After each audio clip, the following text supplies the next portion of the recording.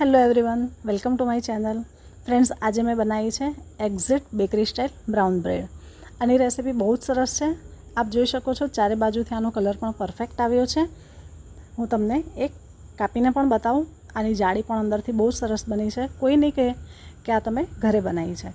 જો તમે same proper ઇન્ગ્રેડિયન્ટ્સથી બનાવશો મારી જેમ તો 100% તમારી બ્રેડ પણ આવી જ રીતે બનશે। જો હજી સુધી તમે મારી ચેનલને સબસ્ક્રાઈબ ના કરી હોય તો પ્લીઝ કરી લેજો અને સાથે જે બેલ આઇકન છે એને પણ જરૂર પ્રેસ કરજો જેથી મારી નવી રેસિપીની નોટિફિકેશન સૌથી પહેલી તમને મળતી રહે। સ્લાઇસ કટ થઈ ગઈ છે। હું તમને નજીકથી બતાવું કે અંદરથી કેટલી સરસ જાળી પડી છે। જો એકદમ માર્કેટમાં જે મળે છે સેમ એવી જ બ્રેડ છે। અંદરના હોલ પણ પરફેક્ટ છે અને એકદમ સોફ્ટ છે। આમાં આજે બધા જ ઇન્ગ્રેડિયન્ટ્સ મેં એડ કર્યા છે જે મેં આની પહેલાંની રેસિપીમાં તમને બતાવ્યા હતા। તો ચાલો મારી બેકરીમાં આપ સૌનું સ્વાગત છે। તો ચાલો આપણે બ્રેડ બનાવવાની શરૂઆત કરીએ। સૌથી પહેલાં મેં અહીંયા ઘઉંનો લોટ લીધો છે જે ઘરનો જ લોટ છે 250 ગ્રામ। સાથે છે મીઠું, યીસ્ટ, ગ્લુટન, ઇમ્પ્રુવર, કેલ્શિયમ, આ છે દળેલી ખાંડ, તેલ અને મિલ્ક પાવડર અને સાથે થોડું પાણી જોઈશે। હવે અહીંયા હું જે ઘઉંનો લોટ છે એમાંથી 5 ટેબલસ્પૂન અલગ કાઢી રહી છું। અહીંયા આગળ તમે તમારી રીતે ઓછું કે વધારે લઈ શકો છો। મેં અહીંયા ખાલી 5 ચમચી જે ટેબલ સ્પૂન આવે છે એ 5 ચમચી ભરીને ઘઉંનો લોટ અલગ કાઢ્યો છે અને સામે હું 5 ટેબલ સ્પૂન મેંદો અંદર એડ કરું છું। એટલે આપણો જે ઘઉંના લોટનો જે 250 ગ્રામ માપ છે એ પ્રોપર રહેશે। 5 ચમચી આપણે ઘઉંનો લોટ કાઢ્યો છે તો સામે 5 ચમચી મેંદો એડ કર્યો છે। અને બીજી ખાસ વાત કે આ જે ઘઉંનો લોટ છે એ એમપીના સિંહોરી શરબતી ઘઉં જે હોય છે એ જ તમારે વાપરવાના। મારા ઘરે કાયમ હું એ જ વાપરું છું એટલે મેં એ જ લીધો છે। પણ જો તમે એ ના વાપરતા હો તો બહારથી ચક્કી આટાને જે રેડીમેડ પેકેટ મળે છે એનો તમે ઉપયોગ કરજો। પણ બહાર ઘંટીએથી લાવીને એ લોટ ના વાપરતા। હવે મેં અહીંયા ½ ટીસ્પૂન પ્લસ 1/4 ટીસ્પૂન જેટલું મીઠું એડ કર્યું લોટમાં જ અને સાથે 10 ગ્રામ જેટલો મિલ્ક પાવડર અને ચમચીથી જો તે એક આખી ટેબલ સ્પૂન ભરીને મિલ્ક પાવડર છે। હવે આપણે અહીંયા આગળ ગ્લુટન એડ કરીએ છીએ। ગ્લુટન આપણે અહીંયા 1 ટીસ્પૂન એડ કરીએ છીએ કેમ કે આમાં ઘઉંનો લોટ વધારે છે એટલે તેમાં ગ્લુટન નહીં હોય છે પણ ઓછું હોય છે મેંદાના પ્રમાણમાં। એટલે આપણે અહીંયા ગ્લુટન થોડું વધારે લઈએ છીએ અને ઇમ્પ્રુવર પણ આપણે અહીંયા લઈએ છીએ ½ ટીસ્પૂન। હવે ઇમ્પ્રુવર અને ગ્લુટન એ બે વસ્તુ આજે આપણે થોડી વધારે લઈએ છીએ કેમ કે અહીંયા ઘઉંનો લોટ વધારે છે તેના માટે એને ફૂલાવવા માટે આપણે એની વધારે જરૂર પડશે। પણ કેલ્શિયમ છે એ તો ફિક્સ જ છે, એ તમારે બને ત્યાં સુધી ઓછાથી ઓછું નાખશો તો ચાલશે પણ વધારે ક્યારેય નહીં નાખવાનો। અહીંયા મેં 1/4 ટીસ્પૂન લીધું છે। 1/4 ટીસ્પૂનની પણ અડધી ચમચી એટલે આમ જોવા જઈએ તો 1/8 ટીસ્પૂન જેટલું જ કેલ્શિયમ છે। ફ્રેન્ડ્સ, આ રેસિપી એવી છે કે બ્રેડ એવી વસ્તુ છે કે એટમોસ્ફિયરના પ્રમાણે તેમાં ઇન્ગ્રેડિયન્ટ્સમાં પ્લસ માઇનસ થતું હોય છે। અત્યારે બહુ જ ગરમી છે તો આપણે યીસ્ટ ઓછી લઈએ છીએ પણ ઘઉંનો લોટ છે એટલે આપણે યીસ્ટ પણ વધારે લઈએ છીએ, ગ્લુટન પણ વધારે લઈએ છીએ, ઇમ્પ્રુવર પણ વધારે લઈએ છીએ। પણ જો આપણે એકલા મેંદાથી બનાવતા હોઈએ તો બધા ઇન્ગ્રેડિયન્ટ્સમાં ફેર આવી જતો હોય છે। હવે અહીંયા હું 170 ગ્રામ જેટલું પાણી લઉં છું। આ હુંફાળું પાણી છે કેમ કે અહીંયા ઘઉંનો લોટ વધારે છે એટલે સ્વાભાવિક છે કે ઘઉંનો લોટ પાણી થોડું વધારે લેશે અને લોટ બાંધતા પણ મને અડધા કપની જરૂર પડી હતી। હવે અહીંયા હું એમાં 18 ગ્રામ દળેલી ખાંડ એડ કરું છું અને ચમચીથી જુઓ તો એક આખી ટેબલ સ્પૂન અને બીજી 1 ટીસ્પૂન આપણે ખાંડ ઓગળી જાય ત્યાં સુધી એને મિક્સ કરવાનું છે અને પાણી હુંફાળું હોવું જોઈએ। તમે એને આંગળી નાખી અને ચેક કરી જુઓ તો હાથ દજાવો ના જોઈએ, હુંફાળું હોવું જોઈએ કેમ કે જો થોડું પણ પાણી ગરમ હશે ને તો આપણી યીસ્ટ મરી જશે। હવે અહીંયા આપણે 5 ગ્રામ લેવાની છે યીસ્ટ। 5 ગ્રામ એટલે 1 ટીસ્પૂન આખી અને ½ ટીસ્પૂન અડધી એટલે જોવા જઈએ તો 1/4 ટીસ્પૂન થાય। 1 ટીસ્પૂન પ્લસ 1/4 ટીસ્પૂન એટલે એક્ઝેક્ટ 5 ગ્રામ થઈ જશે। પણ હું અહીંયા આજે વેઇંગ સ્કેલ પર જ માપીને તમને બતાવું છું। આપણે અહીંયા ગરમ પાણીની અંદર જ આ યીસ્ટ અંદર એડ કરી દઈશું અને બધું બરાબર એકવાર મિક્સ કરી લઈએ। ફ્રેન્ડ્સ, મને ઘણા લોકોનો એવો સવાલ હોય છે કે પાણીથી લોટ બાંધીએ અને દૂધથી લોટ બાંધીએ તો શું ફેર પડે? જો પાણીથી તમે બ્રેડનો લોટ બાંધશો ને તો એ બ્રેડ વજનમાં હલકી થશે અને એની સેલ્ફ લાઈફ વધી જશે। જ્યારે દૂધથી લોટ બાંધશો તો જે બ્રેડ છે એની રિચનેસ વધી જશે અને એની સેલ્ફ લાઈફ ઓછી થઈ જશે. હવે અહીંયા મેં ડાલડા ઘી લીધું હતું, એને ગરમ કરી લીધું છે અને આપણું જે બ્રેડનું મોલ્ડ છે એને ચારે બાજુ બરાબર ગ્રીસ કરી લીધું છે. હંમેશા બ્રેડ કે બનનું જે ટીન હોય એને ડાલડા ઘીથી જ ગ્રીસ કરવાનું. આજે હું ઓપન ટોપ બ્રેડ બનાવું છું એટલે મેં ઢાંકણા ઉપર ઘી લગાવ્યું નથી. હવે આપણે આપણું જે ઈસ્ટનું મિશ્રણ છે એ જોઈ લઈએ. એ પણ થોડું ફૂલી ગયું છે. ઉપર આવી રીતે ઝાગ આવી જાય એટલે સમજી લેવાનું કે આપણી ઈસ્ટ ઓકે છે, પરફેક્ટ છે, તો જ આપણે આગળની પ્રોસેસ કરવાની. હવે જે તેલ છે એ હું એમાં જ એડ કરી દઉં છું. તેલ મેં અહીંયા લીધું છે 10 ગ્રામ અને ટીસ્પૂનથી જુઓ તો 2 ટીસ્પૂન જેટલું મેં તેલ લીધું છે. અને આપણે જે લોટમાં બધું મિક્સ કરીને રાખ્યું હતું ઇમ્પ્રુવર ગ્લુટન બધું એ એક સાથે અંદર એડ કરી દઈશું. અને હવે આપણે લોટને બાંધવાની શરૂઆત કરીશું.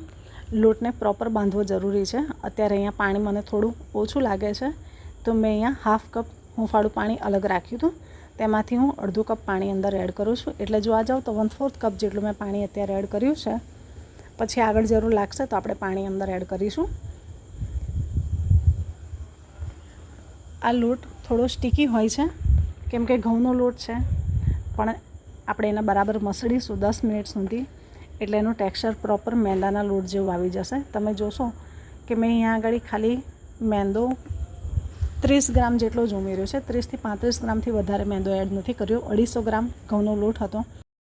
અહીંયા ઘણા લોકો અડધો મેંદો અને અડધો ઘઉંનો લોટ લેતા હોય છે કે 70% ઘઉંનો લોટ હોય અને 30% હોય છે મેંદો.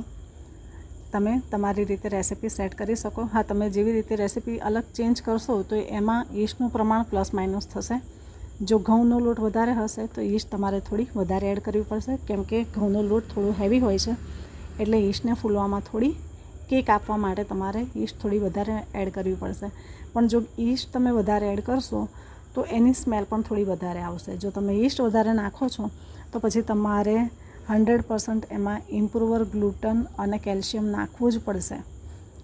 જો એના વગર તમે વધારે ઈસ્ટ નાખશો તો એ બ્રેડમાં એક ખટાશ જ આવશે. એની ફ્લેવર જ કંઈક અલગ હશે, તમને ભાવશે જ નહીં. હવે આપણો આ ડો બનીને રેડી છે. એને થોડી વાર રહેવા દઈએ. મેં અહીંયા 15 મિનિટ સુધી એને રહેવા દીધો હતો. વધારે નહીં રાખવાનો. 15 મિનિટ થાય એટલે આપણને ખ્યાલ આવવો જોઈએ કે મેં લોટ જે મૂક્યો હતો એમાંથી થોડો એ વધી ગયો છે. બસ ત્યાં સુધી જ એને ફૂલાવવાનો છે. હવે હું અહીંયા મારા ડોનું વેટ કરી લઉં કેમ કે આ લોટ વધારે છે અને મારું જે મોલ્ડ છે એમાં એક્ઝેક્ટ 400 ગ્રામ જ લોટ જશે. આ 411 છે. હું આમાંથી પણ થોડો કાઢી લઉં. ફ્રેન્ડ્સ, મોલ્ડમાં કેટલા ગ્રામ ડો જશે એ કેવી રીતે ખબર પડે એનું હું તમને નેક્સ્ટ ટાઈમ ફરી સમજાવીશ. પણ અત્યારે હું 400 ગ્રામ પહેલાં લોટ અલગથી લઈ લઉં. ફ્રેન્ડ્સ, બીજી એક ખાસ અગત્યની વાત કે જો તમે એકવાર આવી રીતે કામ કરતાં કરતાં તમને લાગે કે હું સાથે સાથે બ્રેડનો ડો પણ બનાવીને મૂકી દઉં. તમે એકવાર બ્રેડનો ડો આવી રીતે બનાવીને મૂકી દીધો અને તમને લાગે કે હવે મારાથી ટાઈમ નહીં અપાય, હમણાં મારી પાસે ટાઈમ નથી, તો તમારે શું કરવાનું, એકવાર આ લોટ આવી રીતે ફૂલી ગયો છે તો એને આવી રીતે ફરીથી બેસાડી દેવાનું પંચ આપીને અને ફરીથી એને મસળી અને બરાબર એરટાઇટ કન્ટેનરમાં ભરી અને તમારે એને ફ્રીજમાં મૂકી દેવાનું. જ્યારે તમને લાગે કે હવે મારી પાસે ટાઈમ છે તો તમારે એને બન કે બ્રેડ જેનો પણ શેપ આપવો હોય એ આપી દેવાનો અને રૂમ ટેમ્પરેચર ઉપર ફરીથી એને ફૂલાવવાના. ત્યાર પછી તમારે આગળની પ્રોસેસ કરવાની રહેશે જે આપણે અત્યારે કરીએ છીએ. હવે મેં અહીંયા બ્રેડનો શેપ આપી દીધો છે, તમે જોયું બરાબર. અને આને આવી રીતે દબાવતા જવાનું છે જેથી અંદર હવા જે હોય, જે જો આવા બબલ્સ હોય તો તમારે એને તોડી નાખવાના જેથી અંદર વધારે હવા ના રહે. અને આવી રીતે એક એક ફોલ્ડ કરતું જવાનું અને એને સીલ કરતું જવાનું હાથથી. તમે જોઈ શકો છો મારો લોટ ઉપરથી એકદમ શાઇની છે અને એકદમ સ્મૂથ છે. એકવાર જોતાં કોઈને ખબર બી નહીં પડે કે આની અંદર ઘઉં છે. દૂરથી તમને એમ જ લાગે છે કે આ મેંદાની બ્રેડ બની રહી છે કેમ કે આપણે એને એટલો મસળ્યો છે કે જે ઘઉંનો લોટ હતો એ પણ વ્હાઈટ થઈ ગયો છે. હવે આપણે આને ચારે બાજુથી સરસ સીલ કરી દઈશું. આપ જો કેટલું સ્ટ્રેચ થાય છે. આ પ્રોપર આમાં જ્યારે ગ્લુટન ડેવલપ થઈ જાય ત્યારે લોટ એટલો સ્ટ્રેચી થઈ જતો હોય છે કે તમે એને હેન્ડલ કરશો ને તો તમને કામ કરવાની પણ મજા આવશે. આપ જોઈ શકો છો આપણે અહીં અને પ્રોપર બ્રેડનો શેપ પણ આપી દીધો છે અને હલકા હાથે આવી રીતે આપણે એને ચારે બાજુથી દબાવીને પ્રોપર શેપ આપી દેવાનો. અને જો અંદર કોઈ હવાનું લાગતું હોય તમને બબલ જેવું તો એને પણ કાઢી લેવાનું. આપણે આને મોલ્ડની અંદર મૂકી અને હાથથી ચારે બાજુ પ્રેસ કરી દેવાનું છે જેથી બધી બાજુ ડો આપણો પ્રોપર ફેલાઈ જાય. એમ તો ફૂલશે એટલે એના શેપમાં આવી જ જવાનો છે. કોઈ વાંધો નહીં આવે. હવે આપણે આને ઢાંકીને રહેવા દઈશું જ્યાં સુધી ફૂલીને ડબલ ના થાય ત્યાં સુધી.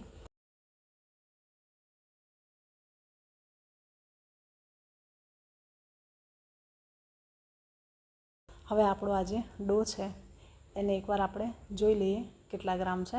114 ગ્રામ જેટલો છે. હવે તમે આમાંથી બંધ બનાવવા માંગતા હોય તો આમાંથી 3 બંધ બનશે, પણ હું અહીંયા આગળ એક અલગ પ્રકારની નાની બ્રેડ બનાવવા જઈ રહી છું. જે તમે આ નાની મેં બનાવી છે એવી તમે આવી રીતે મોટી પણ બનાવી શકો છો. મેં અહીંયા લીધા છે અળસીના બી. આ અળસી છે, ખરેખર બ્રાઉન બ્રેડમાં અળસી હોય જ. જો તમે ઘરે બનાવતા હો તો ખરેખર આ બહુ હેલ્ધી છે, બનાવવી જ જોઈએ આવી રીતે. એટલે હું તમને એક ઓપ્શન બતાવું છું કે મેં જે મોટી બ્રેડ બનાવી એવી રીતે તમે આ જે મેં નાની બ્રેડ બનાવી એવી રીતે તમે મોટી બ્રેડ પણ બનાવી શકો છો. એને પણ આવી રીતે પ્રોપર રોલ કરી દઈશું અને ચારે બાજુથી સીલ કરી દઈશું. બધા સાંધા પ્રોપર સીલ થઈ જવા જોઈએ.